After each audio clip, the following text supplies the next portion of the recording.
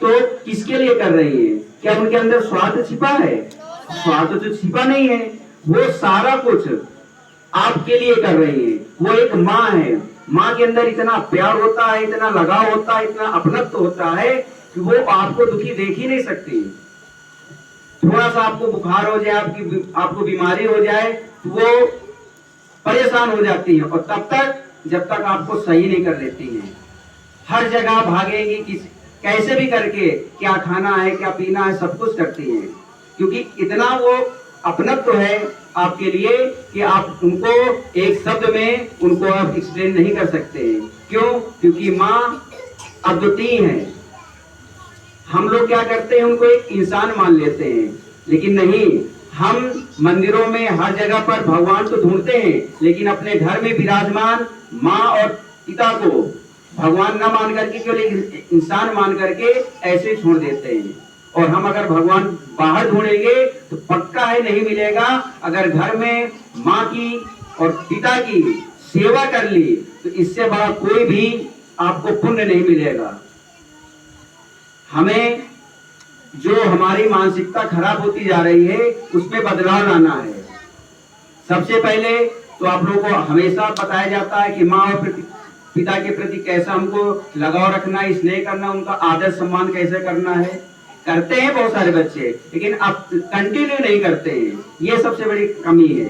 तो हमें सबसे पहले कि अपनी मानसिकता चेंज करनी है कि माँ पिता के प्रति हम एक अटूट रिश्ता निभाएंगे, उनकी कही हुई बात को अक्षरशः मानेंगे। ये नहीं कि हमें क्या अच्छा लगता है ये नहीं देखेंगे। माँ बाप अगर कुछ कह रहे हैं तो डेफिनेटली है कि वो आपके भविष्य के लिए, आपकी अच्छी जीवन के लिए ही बोल रही है, लेकिन हमारा मन इतना दूषित होता जा रहा है कि हम उनकी बात को काट लेते हैं, उनका अपमान कर देते हैं। समाज में आप देखते हैं कि बहुत सारे लोग अपने माता पिता का कैसा अपमान कर रहे हैं। हम क्या पूजा कर रहे हैं उनकी? भगवान के रूप में उनको पूजा जाता है। माँ एक जगत जननी का अवतार होती है कि नहीं होती है, लेकिन हम भूल जाते हैं। अगर हम उनके चरण की धूल को रोज माथे पे लगाए भगवान को मान करके, निश्चित है हमारे जीवन में कभी कोई बाधा नहीं आएगी। जैसे हम बोलते हैं कि जहाँ नाम राधा वहाँ कोई बाधा नहीं, वैसे ही माँ के चरणों की धूल से आपके जीवन में कोई बाधा नहीं आएगी। हमें अपने माता पिता का सम्मान करना है, उनको अपशब्द नहीं बोलना है, उनसे गुस्सा नहीं होना है। और अगर मान लो बच्चे हैं आप लोग, गलती हो जाती है, आप लोग उनसे क्षमा याचना करें, बार बार क्षमा याचना करें कि माँ मुझसे क्या हो गई, गलती हो गई, दोबारा गलती नहीं होगी, और कोशिश करो कि वो गलती दोबारा ना हो। बात समझ रहे हैं? तो आप लोग केवल कल के दिन नहीं कि कल हमने मदर्स डे मना लिया तो पूरे साल खत्म हो गया काम।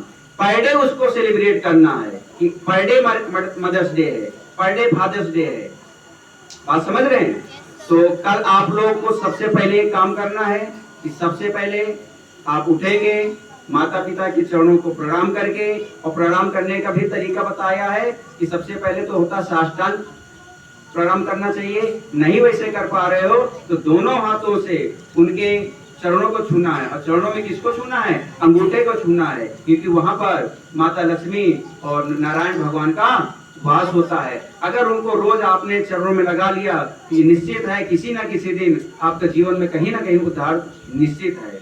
और कल के चरण छूना नहीं है, दिल से आप लोग अपनी माँ से माफी मांगेंगे कि अभी तक जब से आपको होश हुआ है और अभी तक जो भी जाने अनजाने में गलती हुई है उसके लिए माता हमें आप क्षमा करें, हमें आशीर्वाद दें, क्योंकि आपका ही आशीर्वाद हमको आगे ले जा सकता है। हमारा प्रयास आपका जो प्रयास है वो आपको आगे नहीं ले जा पाएगा। माता पिता का आशीर्वाद, गुरुओं का आशीर्वाद ही आपको आगे ले जा पाएगा। निश्चित है उसमें आपको पुश किया जाएगा, आपको ताकत दी जाएगी। तो आपसे जो गलतियां हुई हैं उनको आप दिल से क्षमा याचना करेंगे कि माता जी हमसे गलती हो गई है, हम उन गलतियों को जो जाने अनजाने में हुई है क्षमा कर दीजिए। माँ का दिल बहुत बड़ा है, वो तुरंत क्षमा कर देंगी। और अगर जब तक माता ने क्षमा नहीं किया है वो जो आपसे गलतियां हुई हैं उसका कहीं ना कहीं आपको व्यवधान आगे जरूर मिलेगा। बात समझ में आ रही है? तो बढ़िया से आज आप लोग डिसिप्लिन में रहेंगे, विद्यालय में जो भी एक का प्रोग्राम ऑर्गेनाइज होंगे टीचर्स के द्वारा, उसमें बढ़िया डिसिप्लिन के द्वारा आपको करना है, किसी भी प्रकार के व्यवधान नहीं करना है। और कल बढ़िया से आप संदेश लिख करके माँ के प्रति जितना भी आपके मन में है माँ के प्रति प्रेम, उनको शब्दों में, क्योंकि शब्दों में तो बयान नहीं कर सकते हो, नहीं कर सकते हो, निश्चित नहीं कोई कर सकता है, लेकिन करना तो पड़ेगा ही। तो कुछ शब्दों में जो आप कर सकते हैं और उसको आपको प्रेजेंट के रूप में देना है, और उसकी पिक आपको हर एक क्लास का जो अपना स्टडी ग्रुप बना है उस पर आपको भेजना है। तो आपको पुनः आपको सभी को मदर्स डे की शुभकामना और बधाई। Thank you.